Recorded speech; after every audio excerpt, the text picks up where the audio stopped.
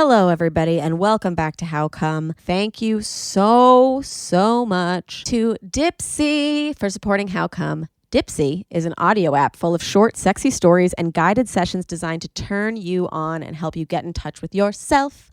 Get a 30-day free trial when you go to dipseastories.com/howcome. And Dipsea is spelled D-I-P-S-E-A. Dipseastories.com/howcome. Also want to give a huge shout out to Helix Sleep. Take their 2-minute sleep quiz and they'll match you to a mattress that will give you the best sleep of your life. Find your perfect mattress at helixsleep.com/howcome. Before we get started, happy almost Thanksgiving week. If you've been following me on Instagram, you know I'm very annoying and very telling people, please don't travel to see your old parents unless you are quarantining and taking a test. I know it's annoying. I know it's like such a dick thing to say because people are so depressed and like craven for touch. Especially the ones of you who have been like being so good during this whole COVID thing. But other people, I know that you just don't give a fuck about people. And that's cool. Hey, if that's your angle at this point, what about if you just like remember the way the world used to be? Like, did you like concerts? Did you like making out with strangers without it being like illegal or like at least people like shitting on you for it? Like, I don't know. If I was having fun, but everyone was shitting on me the whole time, it would start being less fun. But before I start rambling, anyway, what I want to say is if you've already traveled, I hope things turn out fine. Like I really do. But just to explain my quarantining, Ben and I we did 10 days at this cabin up at Mount Hood. Now we are back at his parents' house. But they are not here yet. They are in another cabin in another place. So our quarantine is a full 14 days away from them. Then we're getting tested and then we're going to join them at their cabin. 'Cause they're 70 and we don't want to kill them. And I said this on my story and this guy like responded really rudely, because he said I was trying to like use Nan to like push my agenda. And I was just hypothesizing that I think Nan might have died from COVID because she wasn't sick at all, like at all. And she died of cough and she died last November. Oh yes. We love you, Nan. Shout out to Nan. It was literally November 18th that she passed away. And so it's a full year. And our friend Sarah Mendy off Kami lit a wonderful candle for her in her honor and did a prayer for her. And I know we haven't done the Nanny Palooza episode yet either, but my family's kind of not ready. I'm sure you guys understand that.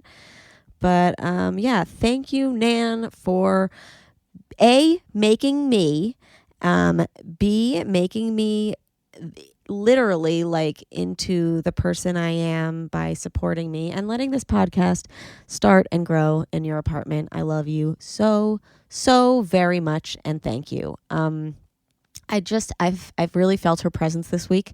And last week, like when that last episode messed up, I was like, Nan's doing this because it's meant to be. And I feel the same way about this one.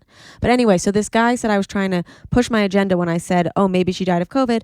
And I wasn't saying definitely. I said maybe, but like a lot of older people died November, December, January last year. Or like a lot of people like me, I was sick January and like really, really sick, but we didn't know what it was because COVID wasn't quote unquote in the US.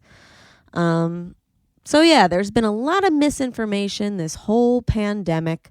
It's a lot of our first pandemics. Like, who else is 200 years old? I don't know when the last one was, 1918, something crazy. But yeah, so do as best as you can. If you have a job where you have to go out, obviously wear a mask, protect yourselves. But yeah, if you can stay home, and I know that it means like nothing coming from like an antisocial bed person, but become a bed person for this year or get a treadmill or you know, it fucking sucks. I can't keep talking about it, but yeah, if you've already traveled, If you haven't already traveled, but you're planning on it, maybe cancel it. An ESPN journalist told me because of my story that she canceled her travel plans. And I was like, oh my God, what if her parents don't die because of me? Wouldn't that be a coup for me?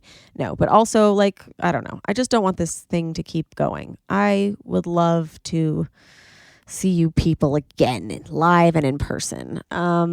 Anyway, so that's me coming from Oregon. And today's episode is going to be with two native New Yorkers like myself. I grew up in New York. So did these two women. I know them from very different points in my life. They are both companions, both listen to the pod. One of them I went to high school with. I've probably known since I was like 14. One of them I've known of for a very long time, but she's younger than me. But I will say I've known of her because of the New York social scene. She's one of those people that gets photographed a lot, has articles written up about her. But yes, so our first guest is EJ Dickson. She is a staff writer at Rolling Stone covering culture. I'm like very proud of her and very proud to get to say I know her. I've read a lot of her articles, not even realizing they were her articles. She's amazing. Her work has been published in the New York Times, New York Magazine, the Washington Post, GQ, Elle, and many other publications. Previously, EJ was a deputy digital editor at Men's Health, one of the largest men's publications in the world. She was also a features editor at Romper, Bustle's parenting website. And yeah, we went to high school together. And I knew her before that because we had like a mutual friend. Julia Moshy is our next guest. I've known her personally for about, I think, 5 years, but I've known of her for a while. Julia was born in Brooklyn and raised in NYC. She runs membership for Cipriani's first ever private members club in NYC, Casa Cipriani. Her passion is being a tastemaker. Through her Instagram, she shares her personal experiences and unique perspectives on mental health, wellness, beauty, self-care, interior design, and fashion. Julia is also a certified health coach.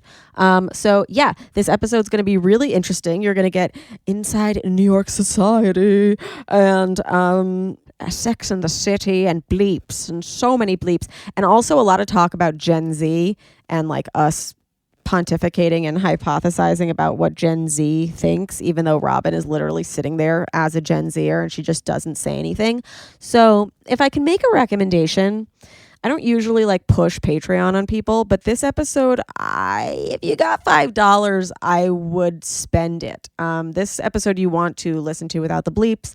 And also you're going to want to hear the post-coitus where Robin spills her tea about what's going on in her high school or high schools around her because it is fucking nuts. But yeah, okay, let's get started. How come? How come?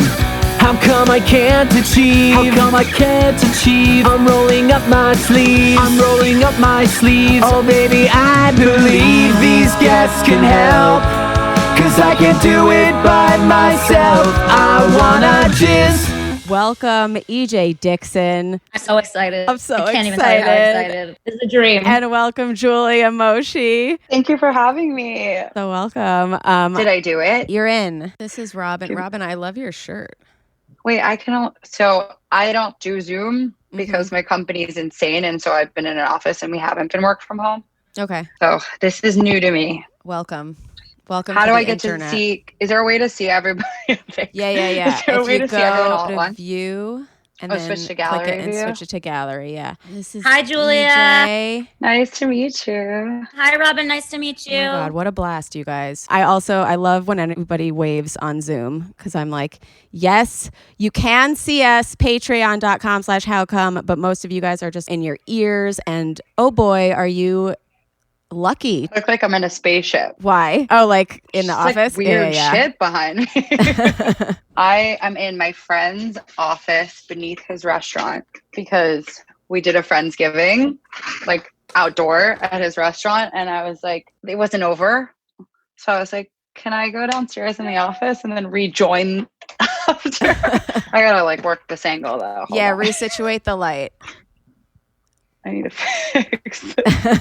Yeah, I'm in a condo in Oregon. Oh, you are still?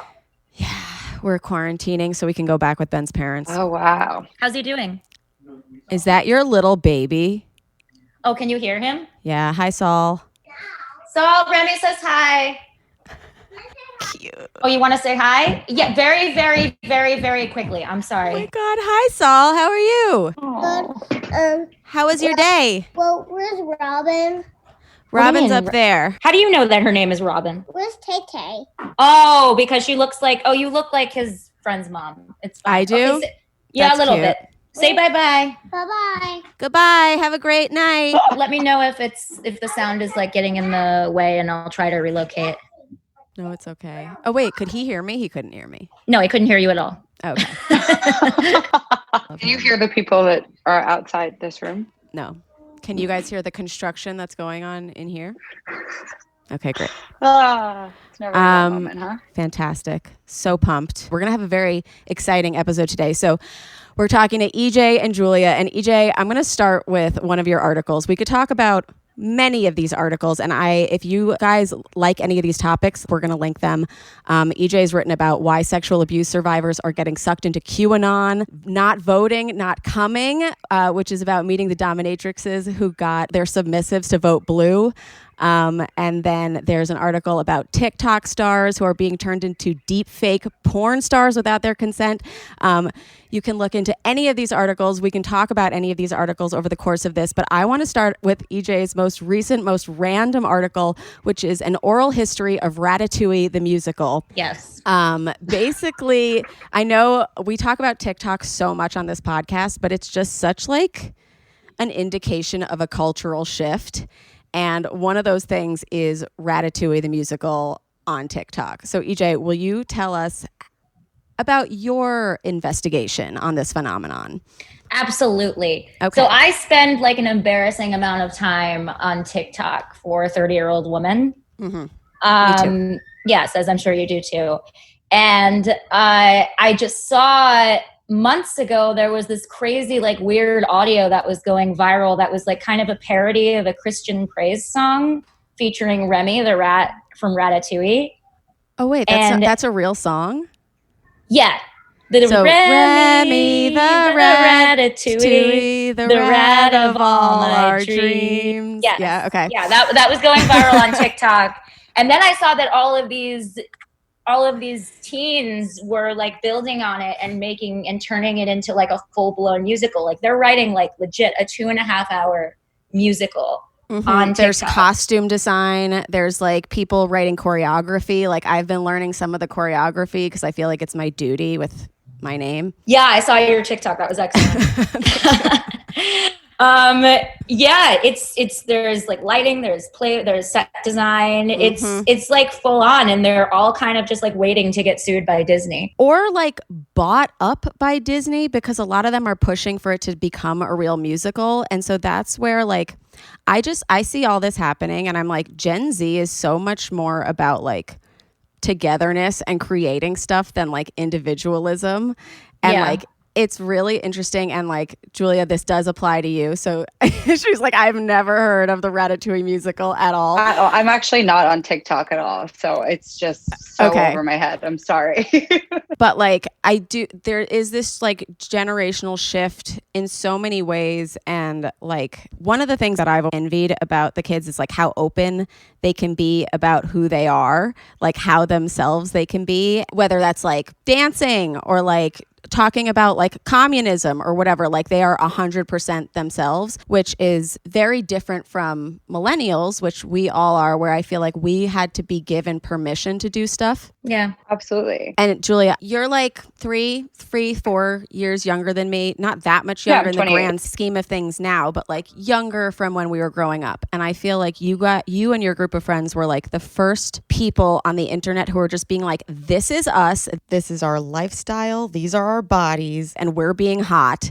And I don't remember whether it was my sister or one of her friends who showed me, but I was like, who are these people and who gave them the permission to be in their bathing suits in Mykonos, or like on like, what is this? And like, yeah, who gave you the permission? Yeah, so even though I'm not on TikTok, I do have to say that I think there's like this like crazy generational divide between millennials and Gen Z. Mm-hmm. For example, I know the big names of the TikTokers. I know that there's Addison Rae and this girl Charlie. Okay, mm-hmm. This is what I know. Mm-hmm. And I know that they're like very regular looking girls. Like I think they're like super normal looking. Stunning. Yeah, They're hot. stunning. They're stunning. But I wouldn't say that there's anything that differentiates them from any other girl, at least from what I've seen.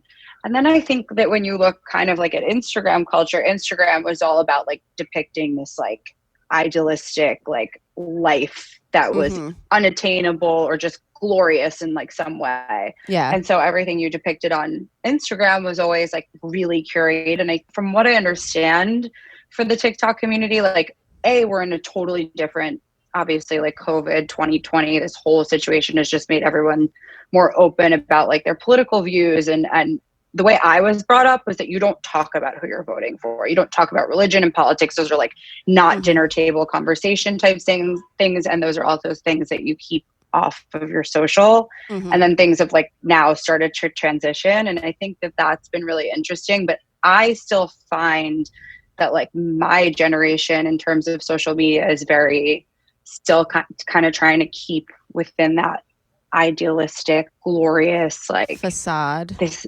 facade. And then the new generation is keeping it real, which I really respect and would like to get behind. I also just think that like Gen Z got it right. Like we maybe started it, but they perfected it. But so you were raised, don't talk about politics, don't talk about that stuff. But what about don't like be openly sexy? I mean, I have a lot of friends whose families maybe didn't necessarily respect kind of like the Instagram culture and being sexy on Instagram and kind of like building your following that way. I have a mother who is blind to the internet. So whatever I did, I knew that like my family wasn't seeing and like this was my world. So for me, I felt like this was my safe space, even though it was very public. Like that's how I felt about it. And I kind of appreciated that I could show like my lifestyle and like who I was and be sexy and like get that validation and attention. And I have to say like, while that was empowering in some ways, it was also toxic. Okay. So I think like everything else, like Instagram has always had its give and take. Totally. Growing up in the city in general, like EJ and I, we grew up together. We went through a lot of the same high school experiences. Like, just like a lot of the things that we went through are different than things that are in the middle of the country. Like, you didn't see everyone going to clubs. Like, those were things that you might either do as a New York City kid or you saw people going out, and that was just like part of the culture. And like there was this like pressure to grow up faster and be like chicer and richer and hotter. I just remember, like, I know somebody who had a threesome with Jared Leto. I think I know a lot of people that have done that. Like I don't know anyone who's done that. You don't know anyone else? I don't know anyone who's done a threesome. I wish I knew someone. Him and John Mayer apparently are out there having threesomes like frequently. So yeah, just a little insight. What I do know is I know like 3 people who have ghosted John Mayer. Nice. Because he's apparently like a very aggressive texter.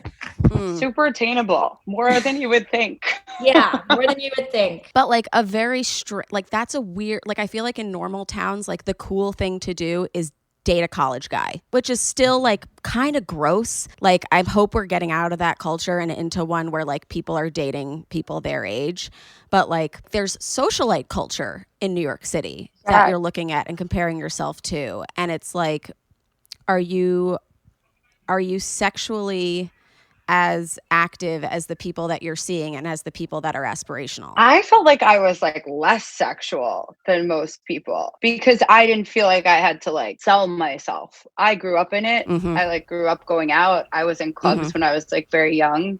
So I didn't feel like I owed anyone anything, but I've met and spent time with the girls who I feel like are like, to get ahead in New York City, you have to spend your time with like certain people. And like, you know, I think that's a culture here, but I think growing up here, I don't know, I experienced it differently. I think a lot about how lucky I feel in lots of ways that we didn't grow up in the age of Snapchat and Instagram. Because I think it would have just absolutely like wrecked my shit. Like I would have been just made a complete and utter fool of myself. And I think your point, like to your point about TikTok sort of giving young women permission to sort of be empowered and and openly sexual, like I agree, it's kind of a double-edged sword, because there's definitely like a lot more pressure on girls who are growing up now to sort of, you know, compete in the social media and like the sexualized social media economy. Yeah. Like everybody sort of has a brand, like everybody who's 14 has a sort of like brand as the sex icon now on the internet. And that's not something that existed like when we were growing up. Like as a teenager, like in New York, like that wasn't a thing. Like everybody like knew everybody knew who was the sluttiest. Everybody knew who went out. Everybody knew who partied. But like it wasn't like there was no platform for anybody to sort of like develop their own brand. Yeah. I remember in 8th grade, my girlfriend and I got really frisky one night and took all these photos on photo booth and then posted them on MySpace. Yeah. And they were like in our Abercrombie and Fitch like tank tops and like boy shorts with like sunglasses in my childhood bedroom. And I went into school on Monday and it was like, what did she do? Like, that was like the sluttiest move of all time. Like so bad. I was able to take those pictures down after like, I don't know what I was thinking, first of all, like what the hell that was. But like clearly we were trying to get like the boys that we liked, we wanted their attention, whatever. We clearly got it. But going into school, the reaction, it was like one of those like scenes in a movie where you're walking down the hall and like everybody's head is turning at you. And I was like, okay, clearly I did something wrong. That being said, I was able to go home at the end of the day and take those photos down, and you couldn't look for them on the internet. You would never find them at this point. But fast forward 10 years, anything you put out there, you have to know is like, that's there, that's done. Like you click post, you click send, that's it. Like it's out there. And those still for me, are like, on the internet somewhere, because I've found my friends' old MySpace pages and you everything. Can find them for me. Yeah, no, everything is out there. But like it must have been to see that. like a mixed feeling too, because it's like, okay, I can take those down. What a relief, but also like what a rush. Like maybe I'd like to do this again. For sure. It was a whole series of emotions. I definitely got the attention of the guy that I wanted to get. And, you know, and then I got shamed by the girls or whoever else that I got shamed by, but then they were gone. And then we moved on from that. And then it was like, it was never to be seen again. And as much as I like traced that old laptop and tried to like find those photos, they were just gone. But those weren't like full nudes. They were just like, they weren't nudes, but they were scandalous shots. For sure. Yeah. But I remember, and EJ, like we've talked about this when we were younger, there was a scandal that happened in one of the schools around us where a girl had taken photos. Actually, several scandals. There was a photo scandal. Yes. Is this girl? I'm going to bleep that, but yes. There were several scandals of young ladies, 8th grade, taking videos of themselves, either making full-on pornos, pleasuring themselves, or just taking nudes that they wanted to send to an older guy or whatever. And in both of these situations, the nudes got not only leaked, but like disseminated around the entire city. I remember watching it with my mom. You didn't. I watched it because my mom didn't believe that it happened. She was like, she was like, no, like you have to be kidding me. And one of my friends was over and we pulled it up on screen just to prove it to her. And she was just like, oh, okay. She was less shocked than I was. But where's she from? She's from Long Island, so they go hard in Long Island apparently. Okay. But yeah, I mean, I think about Bleeper Girl all the time because what I think about most is just how quickly everybody's reaction was to be like completely turned against this girl. Yeah. And how just that wouldn't happen today at all. No, she would be so supported today. She would have an OnlyFans and she'd be making a fuck ton of money right now. Well, what's interesting is, so she was friends with a friend of mine. And so, and they went to a different school, but wait, tell me more about me. Like, why don't I know her? Because I didn't know her, but I knew everything. Like, obviously, I knew everything about the situation. She was a year below me. I met her at a loft party, and it was like a week after the movies came out, and she was like passed the fuck out in the hallway. And I like went over to her and I was like, "Are you who I think you are?" And she was like, "I am." And I was like, wow. Like I was like starstruck. Fuck. I mean, I remember hearing about it, but like at that point in my life, I was like so prude, and like I wouldn't watch it. You were like a little baby. You're only 2 years older than me. Right? I'm, I think 4 years older than you. How old are you? Aren't you in Charlotte's grade? No, I'm older than Charlotte. I'm 28. I graduated high school 2010. Oh, I graduated high school 2007. 3 years. Oh, okay. No, so what I remember about Bleep Girl is the week after the videos went out, it was so fucking fast. Everyone saw it. And then there was like the same situation that you describe about the lunchroom. Apparently when she went into the lunchroom, there was like an uproar of like, oh my God, she's here. And she leaned the fuck in apparently and started giving out autographs. Do you remember that, EJ? Yep. She's For those not on Patreon, one of the videos she masturbated with a household object, and so people bought said household object and brought it into school, and she signed them. She signed bleepers. Yeah, Let's fucking go. Yeah, she was iconic. Good for her. Yeah, That is iconic. I didn't know that part of the story because I couldn't tell you her name. I didn't know anything about her. I actually think that like I heard about it but wouldn't watch. But I heard the story. I knew everything about it. And also like technology just wasn't there that it was like so easy to really send around. Like you had to know someone who had it. I never had it on my computer. I watched it at his friend's house, and then I was like, I don't ever want this because I don't ever want to send it to anybody else.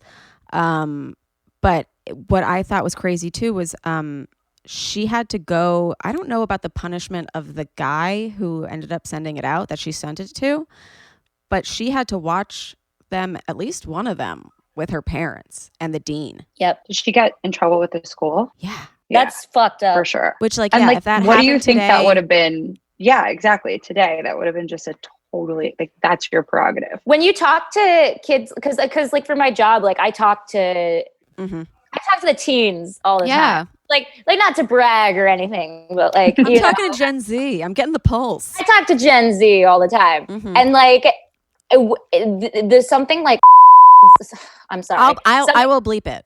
It's okay. Something like it happens every day now. Like it's like I remember even bringing it up like during a couple interviews because I was doing like some like sexting related story, and they were just so like they were just so nonplussed, like they didn't care, you know, like it was like whatever. It just happens all the time, like in schools constantly. Because it's like the next person is going to come along and then they'll forget about your nudes. Well, because everybody takes nudes. It's just a non-issue. Like everybody takes nudes, everybody sends nudes. Your nudes always end up on Snapchat. Like they end up on Discord, and it's just like it's a non-issue. It almost, you know, it doesn't even it's not stigmatized anymore to the extent that it was when we were growing up. I mean, how popular is OnlyFans right now? How regular? It's getting more regular. So they just don't give a fuck. Is that in terms of like being sexual on social media? Yeah. No, it's an expectation. Yeah. It's not stigmatized at all. It's expected that they're going to behave in a performatively sexualized ways on social media. Okay, so performatively, yes, but do they actually know what they're doing? Like, are they learning about sex? Are they having good sex? Do I think that Gen Z is having good sex? Well, I mean, did you have good sex when you were 16? No. Yeah. Like, I mean, I don't think it's really possible to have good sex when you're 16. But I read an article that was like they're having less sex, but like with each other, but learning to masturbate more. Yeah, I don't know. Those articles come out every once in a while, like these scare articles in the Atlantic or something, like, oh my God, the youngs are not having sex, like whatever shall we do? And I always sort of take it with a grain of salt because I feel like why is that a problem? Right. Why is that a scare article? Like, yeah. Why is that an issue? People can have sex as often or as, not often as they want. And B, it's not that they're having less sex. They're just probably, they're using the internet more to connect with each other. So they can afford to be like a little bit more discriminating, I think. Also, sex alone counts as sex. Like, that's a number one. And two, speaking of using the internet for sex and learning and enjoying yourself and be like while you're alone during this time, have you guys tried Dipsea yet? It's an audio app full of short, sexy stories and guided sessions that are designed to turn you on and help you get in touch with yourself. So like if you're not into porn, or you're like super young, or like you're just wanting to learn, or maybe you don't have a partner right now and you're not touching other people, or maybe you just like audio stuff, like this is the place for you. The stories are relatable, they're immersive, like you feel like you're right there. It's really nice. And there's something on there for everyone, whoever you are, whatever you're into. They add new content every single week. So there's always more to explore. And you can find stories about a spontaneous hookup with a hot stranger, or like if you want to like do a story about like a yoga instructor that you can't stop thinking about. Like they've got stories about yoga instructors, or even stories about trying a new toy together with another person. Like you can listen to Dipsea with your partner, which can be really nice. The wellness sessions, there's wellness sessions. They can also help you unlock new confidence and heighten intimacy with your partner. And they add stories every week. So you never get bored and you can just spice things up every day with Dipsea. I really, really like Dipsea. I love that you could just pop in your headphones and instantly you're transported somewhere else. Like somebody can always like walk over like the corner if like you're watching porn, but like if you're listening, like they don't know. Unless, okay, here's one thing. Don't connect it to like a house system. I will say that. I didn't do that. I haven't done that. It's not been a problem for me, but I can see that happening in like a stupid movie. But yeah, Dipsea's awesome. It's a great way to get in the mood, spark your imagination, connect with yourself. And for listeners of How Come, Dipsea is offering a 30-day free trial when you go to dipseastories.com/howcome. That is a 30-day free trial when you go to Dipsea, DIPSEA, stories.com/howcome. Dipseastories.com/howcome. And where do you think you're going to listen to those Dipsea stories? You can listen to them anywhere, really. You can do it on the go. You can do it in a chair. I would probably choose to do it laying down. Maybe my ideal place would be a Helix sleep mattress. You know it. You guys, have you heard me talk about Helix sleep? I don't know. But you need to hear about it because sleeping is a very important part of life. You do it for half your life, basically. And I know some of you are sleeping on saggy old mattresses and you deserve better than that. So give yourself an upgrade. There's nobody on the planet like you. So why would you want a generic mattress built for everyone else? Helix Sleep has a mattress made specifically for you. They have a quiz that takes just 2 minutes to complete, and it matches your body type and sleep preferences to the perfect mattress for you. If you like a mattress that's really soft or really firm, you sleep on your side or your back or your stomach, or you sleep really hot. With Helix, there's a specific mattress for each and everybody's unique taste. Helix also, you may or may not know, designed their mattress with sex in mind. So all of their mattresses are hybrids, meaning they have both foam and springs in them, unlike many other companies. And having both of these keeps you from sinking in too much, and it gives you the perfect level of bounce. So yeah, they're quiet springs and they won't sag even during your non-sleeping activities. Whether you are alone or with a person, whatever you're doing, it's the best. GQ says so. They gave them the #1 best overall mattress pick of 2019 and 2020. And Wired magazine did it too. And I say so. And I'm obsessed with it. And Nanny said so. Also, I took the quiz and I was matched with the Helix Sleep Midnight because I wrote that I wanted something that like my back wouldn't hurt as much. And I wrote that I wanted something soft, but the quiz was like, no, that's why your back hurts.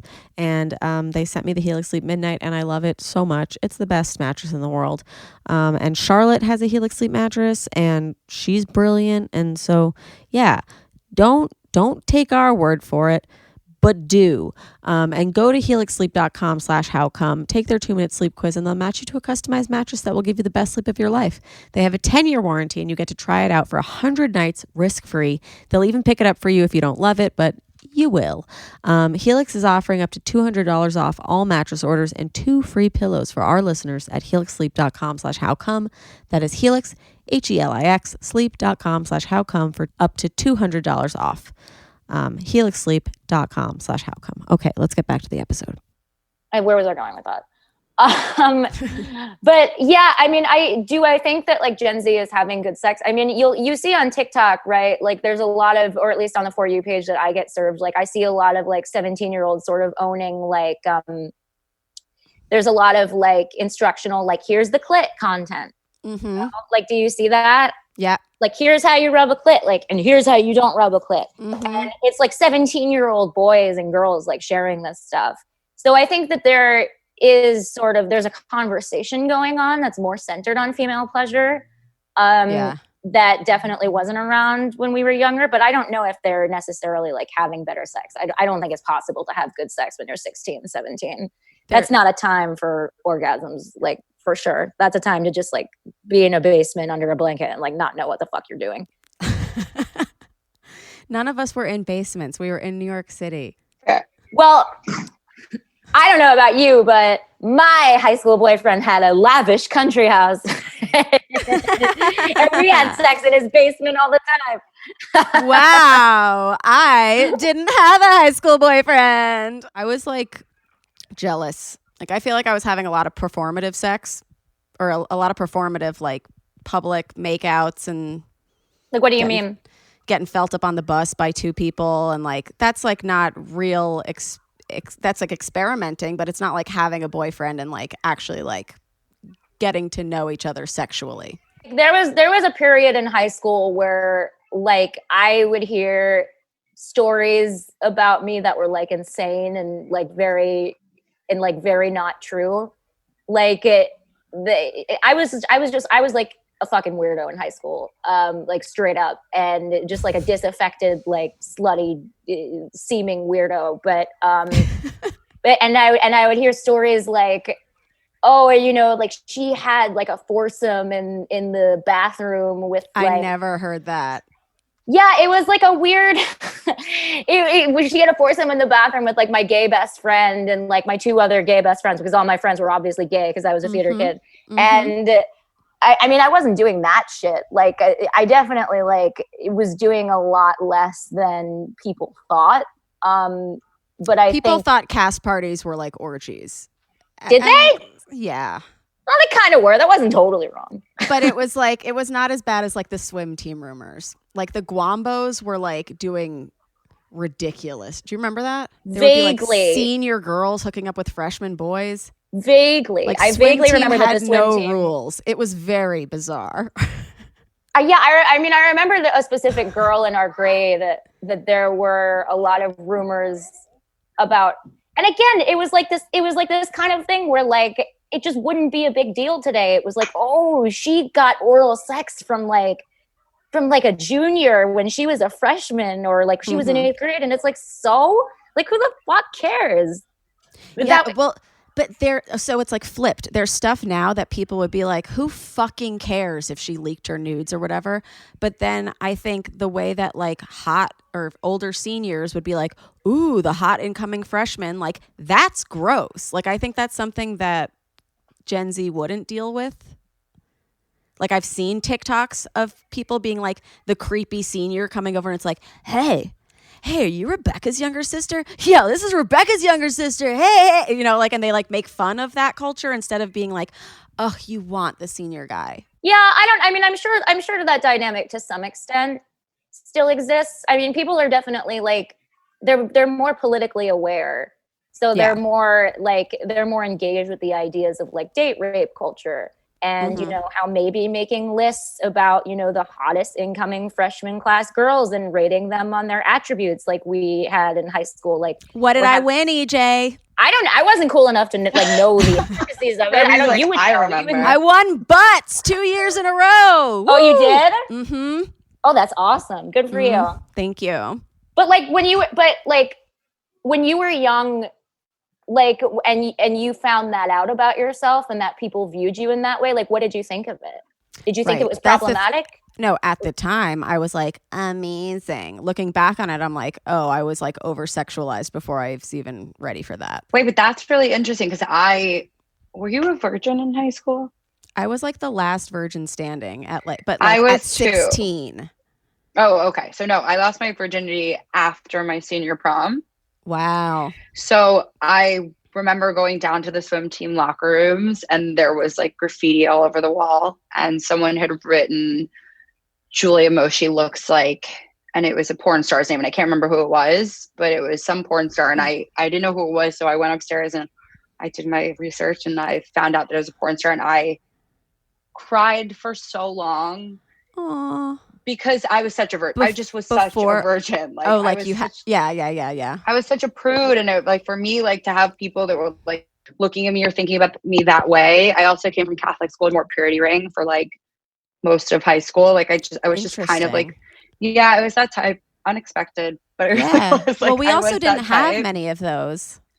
Yeah, there's that. I mean, I don't know. I think like growing up in Brooklyn, and then like being exposed, like going to private school, but growing up in Brooklyn, living in Brooklyn, having all my friends be from the city, I had two different dynamics going on. So I had something that really brought me down to earth and like that Brooklyn side of me, and having gone to Catholic school and going to church every Sunday. Like I was very much that type of girl. Mm-hmm. And then transitioning into going to school with boys, even like period, like that was shell shocking for me. That was crazy. And then Did you only go to school with boys in like high school?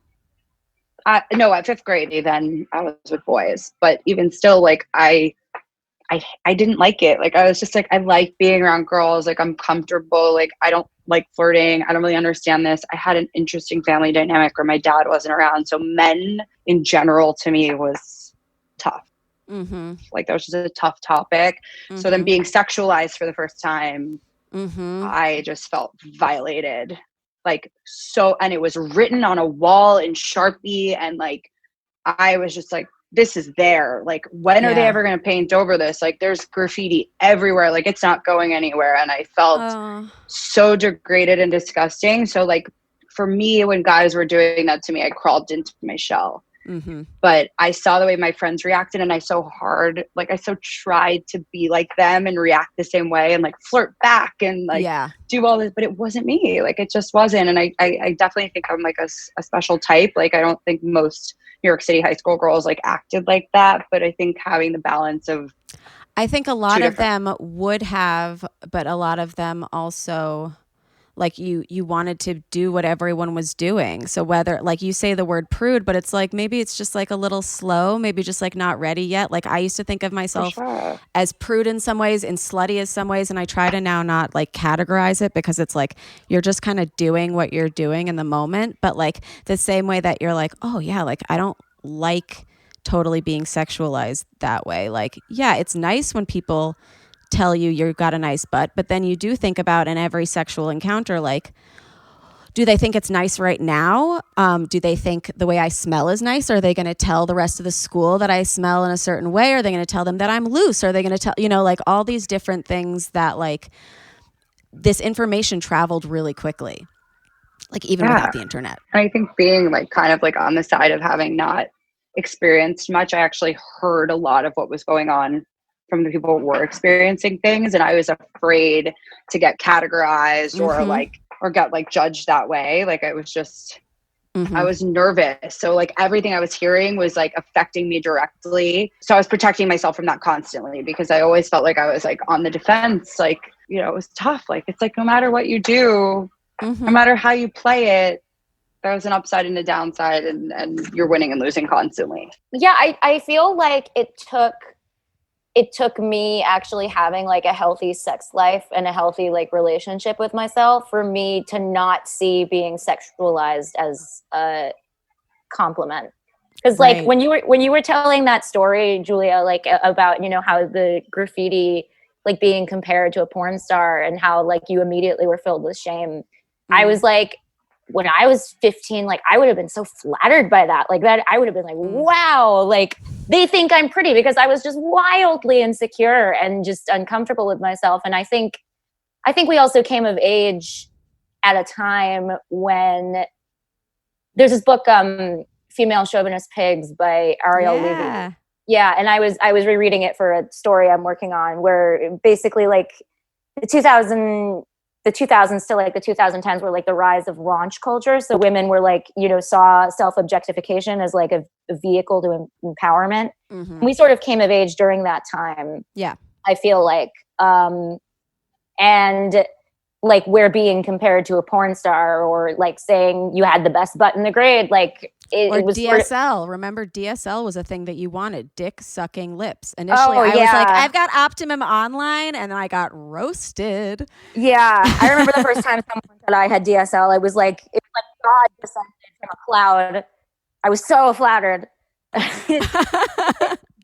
Which is crazy, but like that's how I feel like that was the milieu that we grew up in, where we were just taught to view ourselves entirely as sexual objects. Do you remember what FTP stood for at our school? Oh my God, no. What did it we stand know for? FTP now is fuck the police, but FTP when I was in 9th grade was fuck that pussy. Where did that come from? Juniors when we were fresh. I still think of them as juniors when we were freshmen. Even though they're like 35 now. Yeah, and have kids. Did it come from like a specific? Like, no, they would just like chant it during basketball games. They'd be like FTP, FTP. Like it was just like out there. That's smart. Wow. And I'm sure that none of the administrators stopped them from doing that. No. But did they stop us when our skirts were just a wee too short, or we were wearing spaghetti straps? Absolutely. Oh, you fucking bet. I remember one of my favorite teachers asked me where the rest of my skirt went. And I thought it was so funny. I had been asked that question. I was also very tall. So like whatever skirt I wore just seemed too short to them. Like it didn't matter what I did. Mm-hmm. And I also have to say, I remember the first time I was told I had DSLs and I was like, I don't know what the fuck that means. And then someone told me and I went to the bathroom and stared at myself for so long. Yeah. Yeah. So so long. That is something that's like still very like TikTok is pushing people to stare at themselves a lot, because there are a lot of these trends that like you're forced to look at how symmetrical your face is, or like what are the other, like I've left TikTok sometimes being like, I'm so ugly.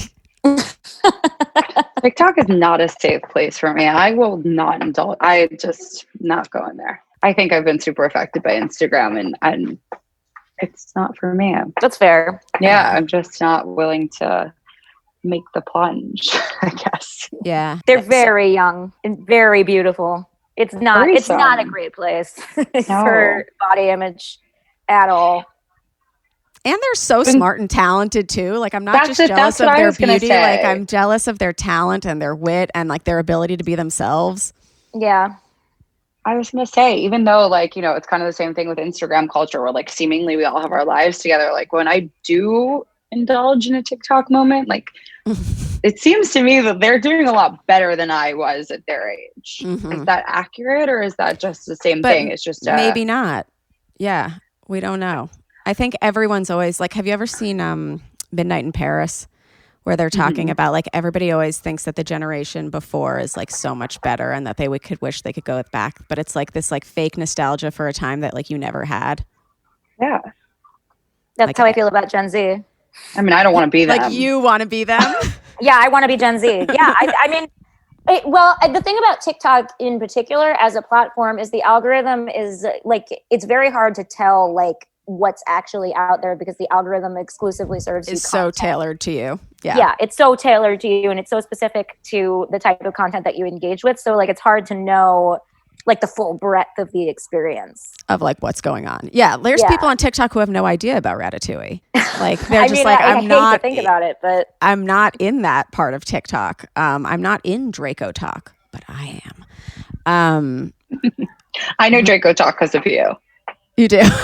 Yeah, but only because of you like putting it on Instagram because I'm horny. And I think that's really nice that they can express their horniness in that way. Is Draco Talk just them being horny for Draco? Yeah, and also like Cedric and maybe the Weasleys, like anybody in Harry Potter that they can make a scintillating POV with. What about Dan Radcliffe himself? Sometimes. But I don't think I get that way because I don't find him attractive. Mm-hmm. You know what I mean? That's fair. Yeah. But yeah, so we often ask about first time coming stories. Do I remember my first orgasm? Mm-hmm. Shamefully, yeah. Yes. When I was in 8th grade, we took a trip downtown to Christopher Street, which is like a big deal if you live on like York Avenue on the Upper East Side. To go to like take the subway when you're 13, like down to the West Village. And we went to a sex toy store and we bought a bunch of like $10 vibrators, just like the cheapest shit imaginable. And I think mine was called the Snow Leopard, and I think it was leopard print. And I feel like it broke down like within 2 weeks. I want to say battery operated. Yeah, it was trash. And my friends all got vibrators too, and we went home and we used it. And I was very fortunate in that it was like instantaneous for me. Like, but I was also like, holy shit, what the fuck did I just do? You know, like I thought I was like broken in a way because nobody had explained like what the point was. Yeah, I sort of knew intellectually like, oh, this is supposed to feel good, but I didn't know like what I don't think anybody had really explained to me like what a woman's orgasm like was. Like that it was supposed to like hit a peak. And it's hard to explain, but like I thought that I was like broken or like there was something wrong with me. Yeah. And then I got over that very quickly and just kept doing it. And then my mom found it in a shoebox, and it was like one of like 3 vibrators that I bought in high school that she like ended up finding immediately. And I remember her yelling at me while like waving it over my head like Hitler or something. And that was humiliating. But yeah, that was the first time, and it was revelatory for sure.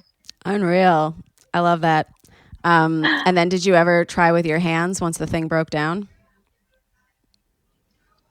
That's an interesting question. Thank you. Yeah, I think I tried like every which way under the sun. Like once it started, like I just like couldn't. Floodgates. Yeah, like the floodgates were open. Like why stop? You know, when you figured it out, like why would you stop? There's no reason to. I know that Julia, you were not sexually active with other people, but were you active by yourself? Were you coming? Do you remember the first time you ever did that? In high school? I mean, I remember the first time I came, like for sure. I was in college and I sent my boyfriend a video, like, because I like porn a lot. I mean, I like porn. All my friends were talking about fucking, so I was watching a lot of porn. Okay. And I fantasized about all this stuff. So when I got to college and I had this boyfriend, I sent him a video and I was like, this is what I want you to do. And then he did it. And that was the first time I came. That being said. Oh my God. Yeah. It was great. That's so cute. Yeah, it was cute. And it was like, he was super sexual. He was very experienced. And I had sex before him, but it wasn't like it was like virgin sex, like same guy, nothing interesting. No masturbation. Sweet. Yeah. There wasn't like, is that because of the Catholic growing up or just like? No, I think I just like, for me, like my first time having sex, it had to be really special. And it was so special. It was with like the guy who I was dating throughout high school. Sex. Like, I just meant with masturbating. Oh no, I masturbated all the time. I just didn't know what the fuck I was doing. Like I had no idea, and I couldn't make myself come. Okay. I couldn't do it. I actually still have a really hard time making myself come. A really hard time. That's not. And I've tried your tricks, Remy. It's not uncommon, but it's like okay too. Like I have all of your toys that you've. I have everything, and it's still really hard for me. Like, oh, but I don't know how deep we can get, but. When I'm like about to get there, I can't like keep it there. Like if I'm using a vibrator, I can't keep it there. Like I'll like lose control and I like drop it. interesting because your hand can't keep it there, or because like I'm just like overexcited and like maybe I get into like a mental space where I'm like, oh my God, it's about to happen. And then I put pressure on myself and it stops.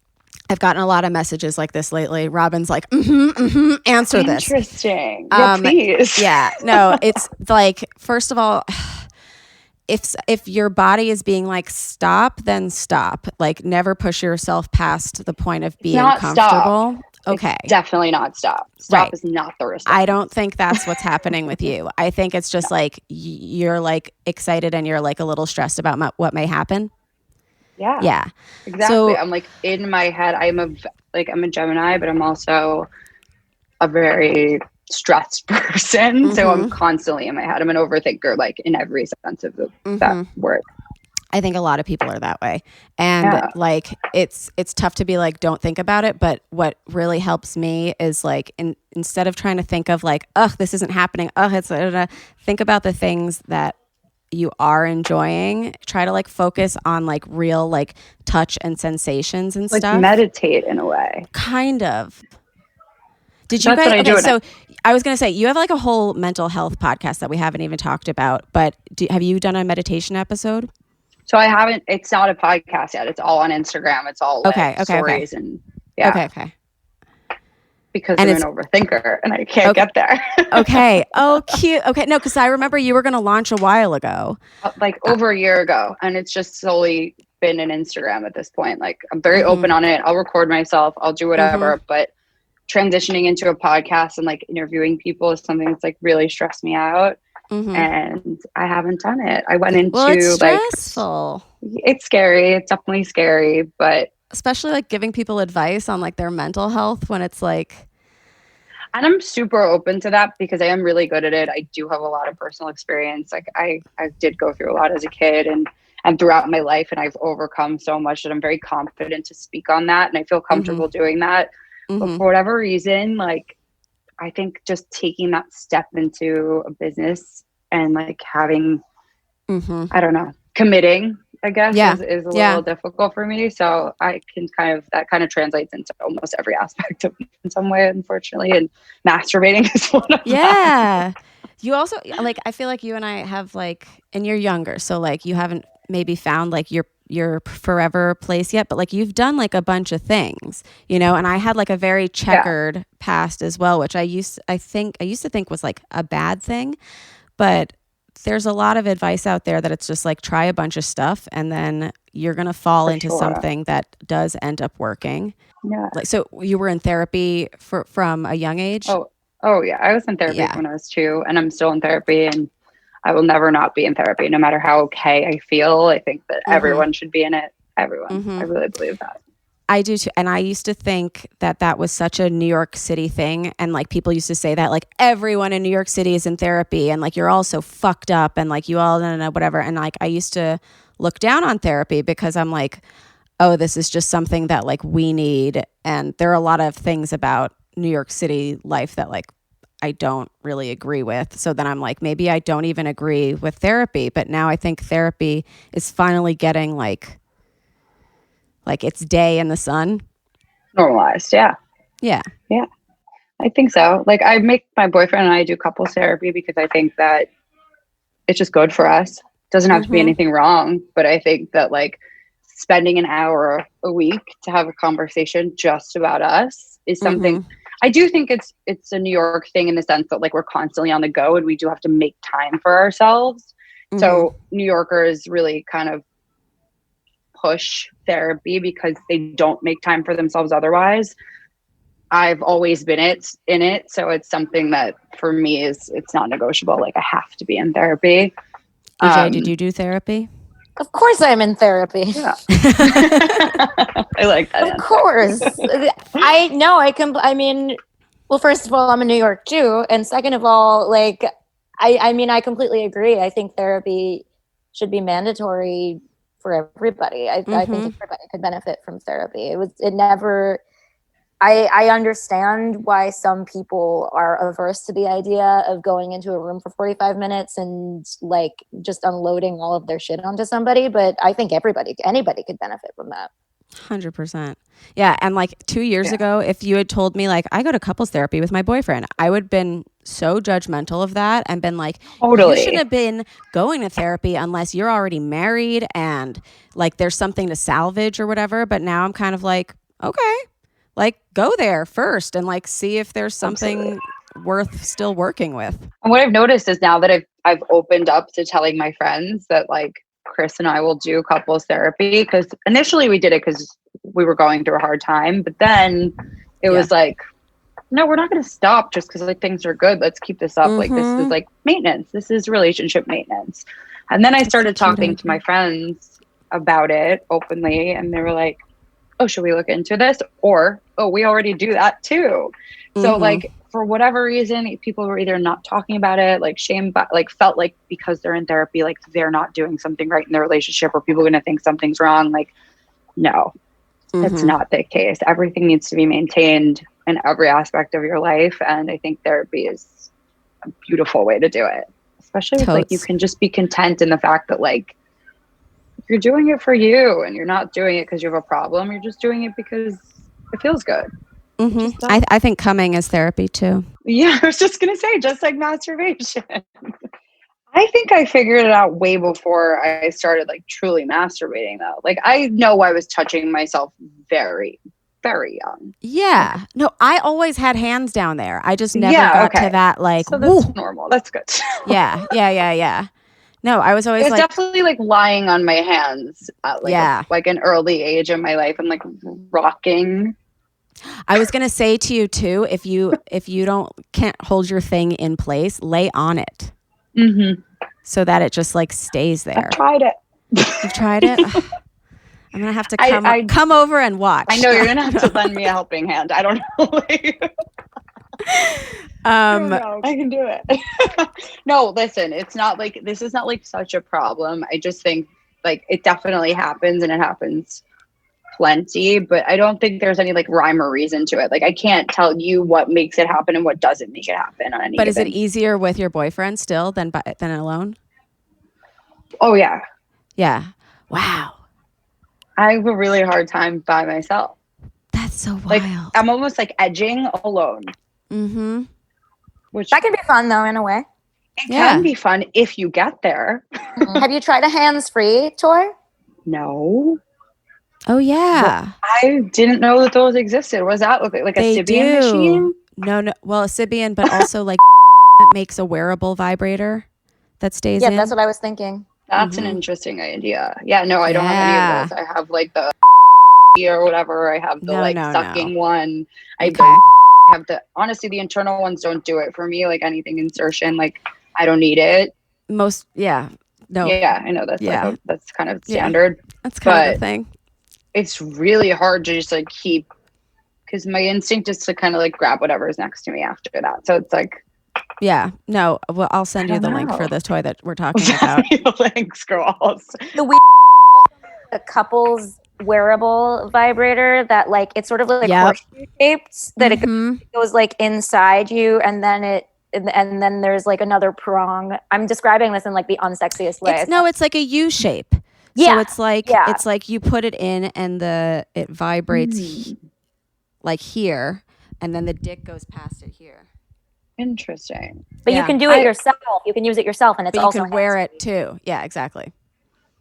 It's nice. I have one I think that looks like that. I'll have to send you a photo and you tell me what I'm doing wrong. You guys, if you want to hear any of the names of those toys, patreon.com/howcome has it without the bleeps. What else was I going to say to you, EJ? Oh, yes. Okay, so a lot of times I'm talking about health class in this, and I don't remember fully. Were we ever taught about pleasure in health class? I don't think so. No, it was just don't have a baby, right? And I remember there was a day where we had to put a condom on a banana. I do remember that. And I remember, and this is also just like a testament to how like fucked up our like sexual education was in general. Like when we were coming of age, there was this one girl in the class who was like the hot girl, like in our grade, and she had all of these like very specific questions, like, can I get pregnant like if I do a handstand, like after the guy comes in me while singing the Star Spangled Banner. And I remember we made fun of her for it after. And it was like, no, like these are like legitimate questions. Like the reason why she's asking these questions is because the teacher isn't answering them. Yeah, in class. Like, so I feel bad about that. But who was it? Don't say their full name, but TB. She left. Oh my God. Oh my God. That's so cute that she asked. Well, she had a really old boyfriend. That's why she was asking. Yeah, that's all right. those questions. Yeah, but we mocked her mercilessly. She was literally dating a senior then, which we all thought was like so cool. And it's like fucking gross. Like she was like 14. It was weird as hell. So essentially this girl came in from LA. She moved. She had really cool rock star parents. Like her parents were in a huge rock band that everyone knows.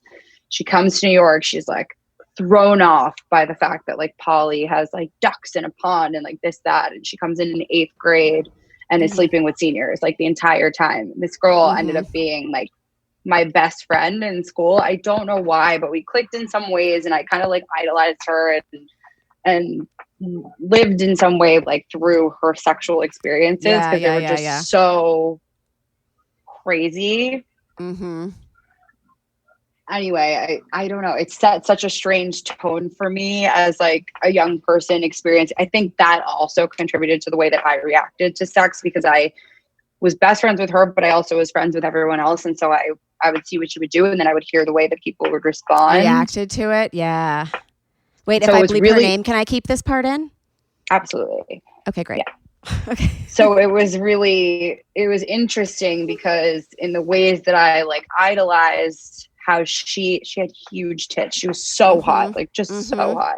Did not look like an 8th grader and was like fucking seniors, like left, right, and center, was taking me to parties, like exposed me to kind of like the first real life situations that I had. Yeah. So I was enticed. Like I was in it.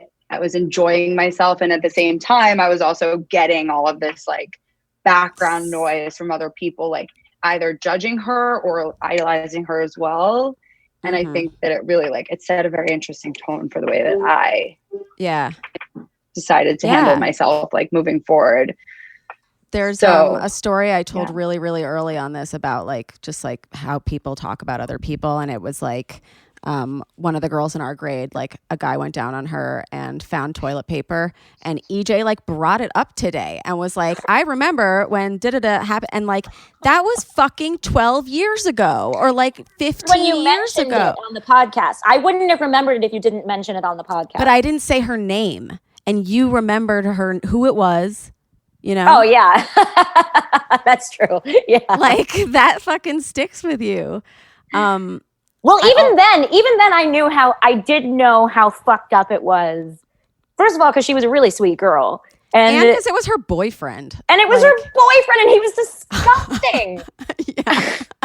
And he was disgusting, and he went around, like, and she was a beautiful, like, sweet girl, and he was disgusting, and he was disgusting. Talking about this saying this horrible thing about like this intimate moment they had, and even then I knew that was wildly fucked up. Like, and she was the other last virgin standing with me, and of course she was, because after that happens to you, you don't want to do the next thing, because then what else is going to get said about you? Like, you queef? Like, God forbid the whole school knows that you queef, and like what it sounds like that would kill me. Have you ever talked to her about that? Yeah. How does she feel? Like, has she been? She's you should fine have her on the now. podcast. Maybe. No, but she's like too. That's the thing. Is like not everybody has gone into sex like we have, EJ. You know, we're not the run of the mill city kids. But also, so I don't know if we've ever like talked about like the pressure to like become a parent on this podcast, but you wrote an article about like how everyone kind of judged you for becoming a parent. Oh yeah. Can we kind of talk about that, because that's an angle that you don't hear a ton. Yeah, I mean, I think it was partially because I'm a mess, honestly. Like, I think it was partially just like who I am. You're not ready. Yeah, I think it was partially that, honestly. when I think about it in retrospect. But it was also, and it was also what was going on in life at the time. Like I was engaged when I got pregnant to my college boyfriend, and I was 3 or 4 months pregnant when we got married, and I had like a pretty demanding job at the time. So I mean, it was circumstantial, but it was also just the fact that I was 27, and that's considered like a child bride in Manhattan in a lot of ways. Like it almost like felt like a shotgun wedding, even though it's like totally normal and like kind of old in other parts of the world. Like on the coast, it's like very abnormal to have I remember at the time being like, EJ's pregnant. And now looking back on it, I'm like, EJ was 27. Like that's such a normal age. Yeah, it was a completely normal age. But like, I mean, in New York, it's not considered normal. And in LA to an extent, like it's not considered normal. So it definitely, and it still does. Like most of my friends are not parents. Like it still feels like weird, and like I'm dealing with like a very specific set of experiences that like most people my age are not, for sure. I don't know though. I think everybody kind of feels that way, because a lot of us feel like we're like behind, or like some people have friends who only have kids and like they're like the last one standing. And so it's just really interesting to me whenever somebody is like, oh, it happened too early or it happened too late or whatever. And it's like, did it happen for the right time for you? Because like, I love your kid. I'm so happy he exists. My kid? Yeah. It isn't even like, the question of like whether it happened too soon or it happened too late, it's not even, because it happened, you know? It's like, it happened. And I've been very open about the fact that like it was complete, like, I guess when he gets older and he asks about this, we'll call him like, and we'll say something cute like, oh, you were an oopsie baby, or something annoying like that. You were like a little oopsie. But yeah, I mean, it was not intentional, and I'm very open about that. But like, I don't know, it happened, and he's here, and I'm so happy that he's here. And you're a good parent. And no, I'm not ready. Yes, I'm not you a good are. parent. No, yes, you are. I'm a terrible parent. You have no basis to say that. I'm a terrible parent. I see the singing that he does. He's very musical. He's crazy. He's absolutely fucking out of his mind. I didn't post this on Instagram because I knew I would get roasted, but he likes to do this thing where he calls President Trump and insults him, and which we did not teach him. Like, we encouraged him to amazing. do it. We definitely encouraged him, but like we did not teach him this. He just like did it organically. And at first he would say things like, your belly button smells, or like, you made a big chocolate poop today. And one day he was like, President Trump, your vagina smells. And now he says it all the time, which is great and also awful. That is insane. That's amazing. I did want to also talk about your dominatrix article about the women who made their subs vote for Biden. Yeah, absolutely. But I have a Trump question for Julia. After Yeah. I answer. Well, ask your Dom question first. Oh, just like, how many Doms are we talking? Like, is this the blue wave? Like, was it? Amazing. I mean, look, I can't claim that the sample I spoke with was like representative. I spoke with like 6 or 7 people. I don't know. There were sex workers who were not happy with that story. And I got some backlash for it. Because they like didn't think it was sort of like the subversive trend that I depicted it as. I mean, I didn't think I really like portrayed it that way, but yeah, I don't know. I mean, it was definitely like a thing. Yeah. Well, wasn't there some like scandal where like there was an Instagram or TikTok model or girl who was like showing her ass for like, I'll send you a picture of like my ass if you can prove to me that you voted for Biden, and she got in a lot of trouble for that. Isn't that what? Yeah, Tana Mongeau, because it's considered that one. Yeah, it's considered like a form of election fraud. Yeah, election fraud. It's bribing. It's not totally legal. That's So would that be considered the same insane. thing technically? But like Yeah, undercover?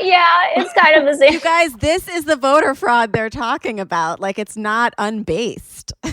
Yeah, it's not totally without basis, but you know, like, and I talk about that in the story, but like at the same time, like, I'm not an election fraud reporter. I'm like a culture Right. reporter. Like, Right. I'm not gonna get into that. Like, I don't give a shit. No, there were girls in 2016 as well who were like using their Tinders to be like, unless you're like voting for Hillary, like, we're not going on this date. Yeah, but that's different because I think she was like asking for proof. Like, if you can send me proof that you voted for Biden, then like I'll send a nude. Okay. EJ, And there are some states like where you can't do that. Like, you can't show your ballot. I think she got like 20,000 responses. Can't show your ballot, or you can't show your butthole, or you just can't do both at once. Can't do both Can't do both at once. Yeah. EJ, what was your Trump question? Yeah, I'm curious. Oh yeah. What do you think about like the memification of Tiffany Trump, like having known her? So I'll preface it by saying that Tiffany and I had a very unique relationship. We've been friends like our entire lives. So when her dad was running, I was like her support system. Like, she had a really hard time with that. And obviously. And their relationship, as everyone knows, is not the best father-daughter relationship. So that was a big factor. Tiffany as a person transitioned into someone that I didn't know. And I very quickly, like, she had hurt me in a personal way. And her response was very much like a response that you would expect her father to give to the press. Like, you know what I mean? Very avoidant, lots of excuses. And that was kind of like the end of my relationship with her. So the way that I see the press kind of, for example, the Trump rally in Florida where she did a pride. Oh my God. I was When I dead tell for you- you on this post. Because you said you're my close friends, aren't you?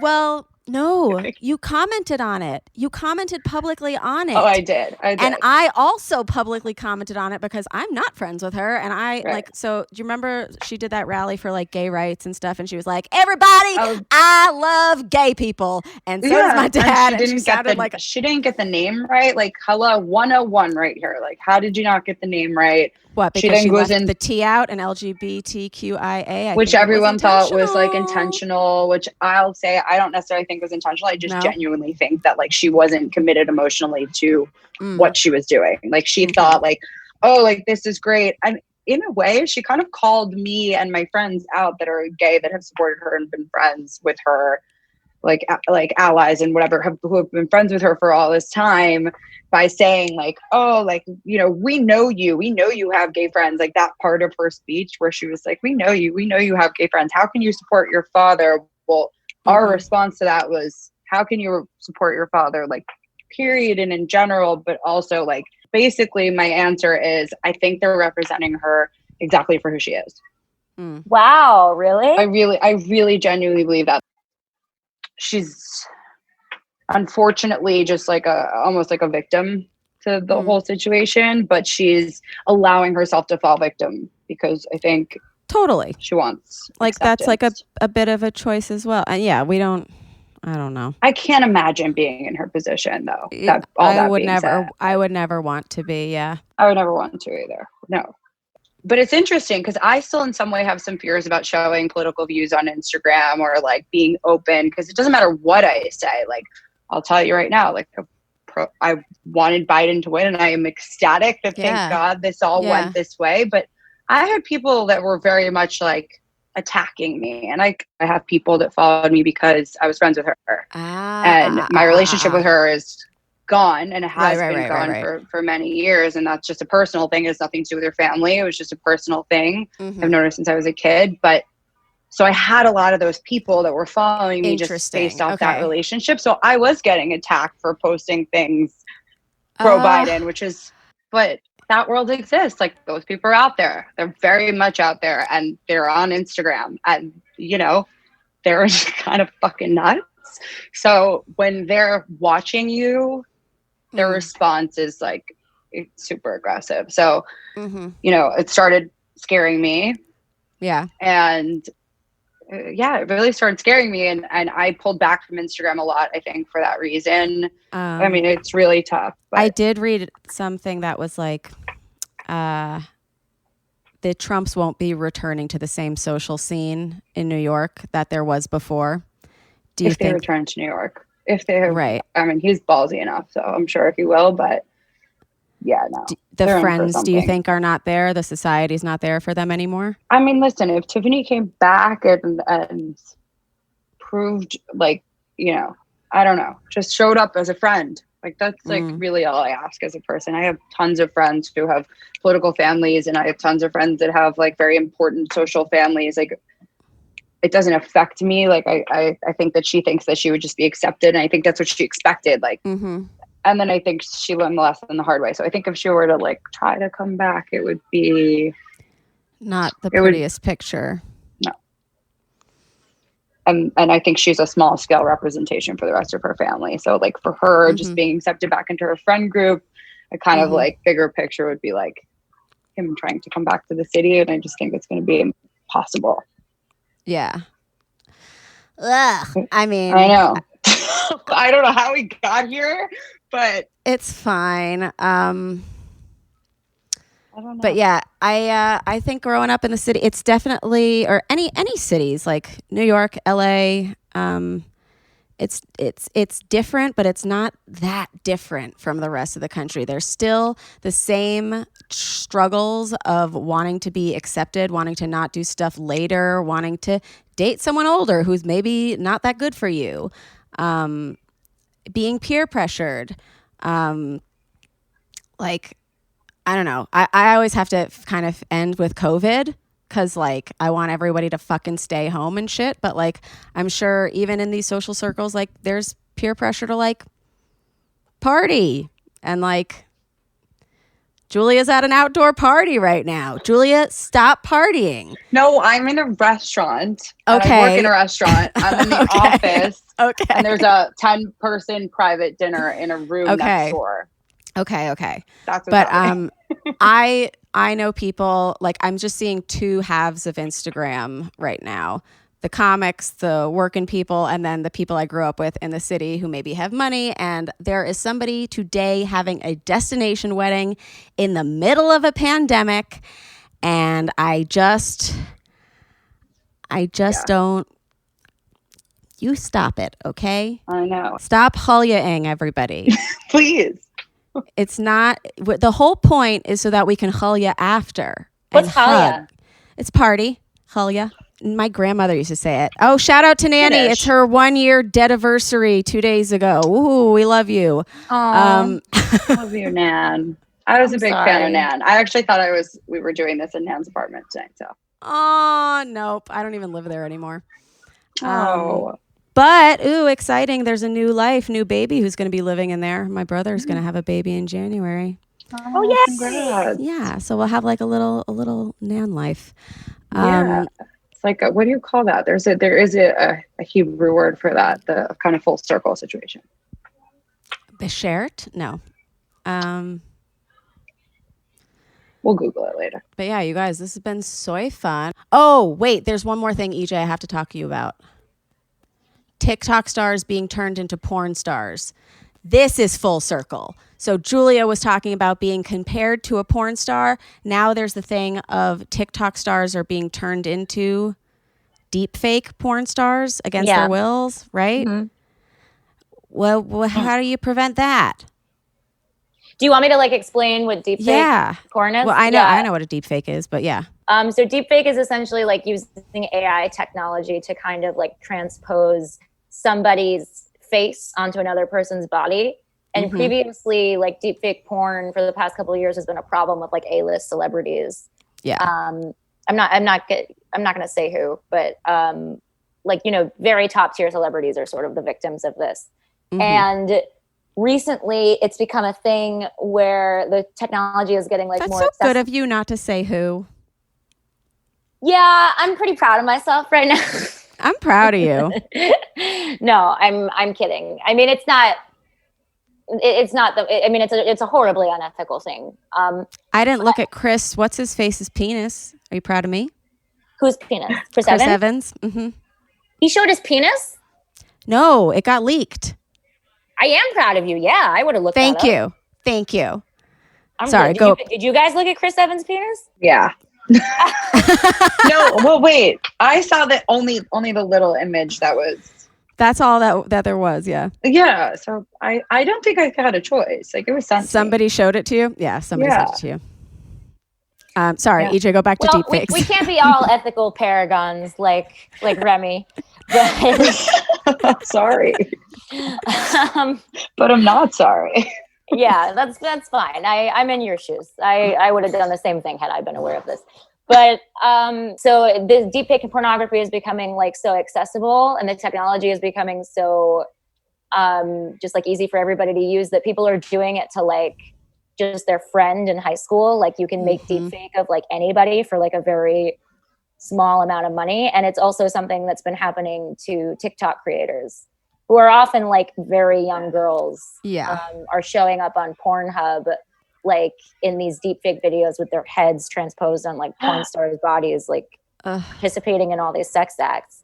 And I talked to the guy who's running this Discord that's making it, and he's pretty like unrepentant about it. Really? Yeah, he was just like, I know that a lot of people wouldn't think this was ethical, but essentially, like, I don't care.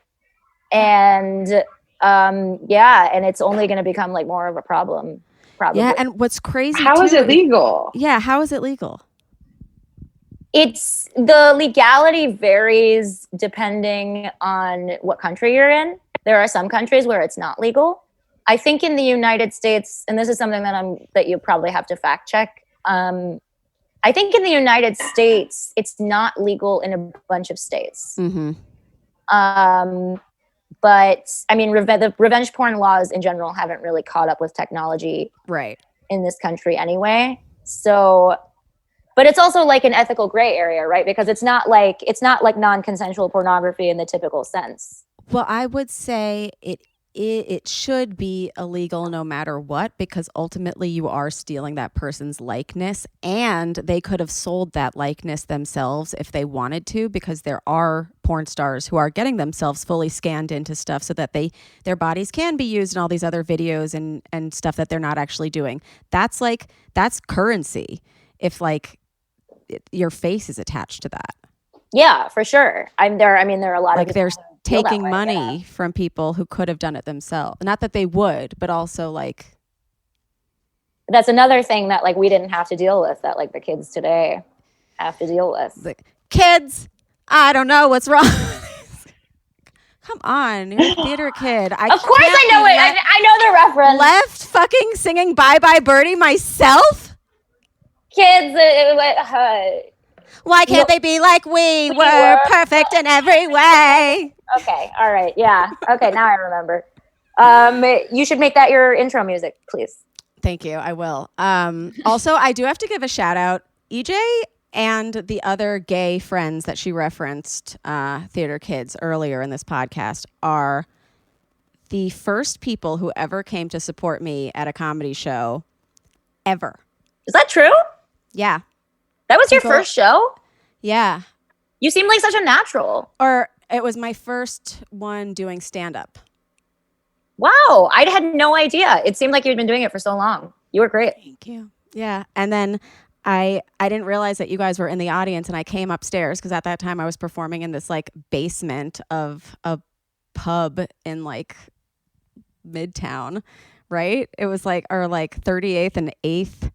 And I came upstairs and I saw you guys and I was like, oh my God, what are you doing here? And you were like, we're here for the show. And I was like, oh my God, I was just on a show. And then they were like, yeah, no, we were here for your show. And I was like, shut up. And then I think it was Evan or something was like, you were actually good. And I was like, did you come to make fun of me? We did not come to make fun of you. We did come to support. And I totally, honestly, we did come to support you. But after we spent about an hour talking about how surprised we were about how good you were. Aww. They'll tell you the same thing. Like, we were like, oh, we were was your first show at the Stand? No. When was your first show? In like 2015, I think. Like, yeah. Not when we were hanging out. Julia and I also hung out in comedy clubs. Yeah, because I remember being pandemic at your shows. times. But I also feel like it was your earlier shows. They were early, but they weren't that early. Because it was when I met Julio, and that was probably like about 5 years ago. All right, you guys, I've kept you too long, and I appreciate you so much for being here. Thank you for a wonderful recording and for lending your stories. And you guys, please look up all of EJ's articles and look into Julia and follow them and be very nice. EJ, can you tell everybody where they can find you on the internet? Sure. You can follow me at EJ Dickson, at EJDickson, or on rollingstone.com. And it's on like, you can follow me on Instagram if you really want, but like, it's all baby pictures. So don't worry about that. He's so cute. Thank you. I love baby content. Yes. Julia, where can we find you? You can find me on Instagram at julia.moshy, Moshy, or for anything like self-care wellness, you can follow at Pretty Anxious blog. Cool. But I have to ask you both, because this is something I have to ask everyone after a sexual experience. Julia, did you finish? I finished. Okay, great. EJ, did you finish? Many times over. Yay, you guys. Thank you so much for coming. Thank you so much. This was a blast. This was awesome. Thank you so much. All right. Thank you guys so much. And we'll see you next time on How Come. Goodbye. Bye. Bye. It's not you, it's me. I try so hard to finish honestly. They say you'll know when you go all the way from A right down to O.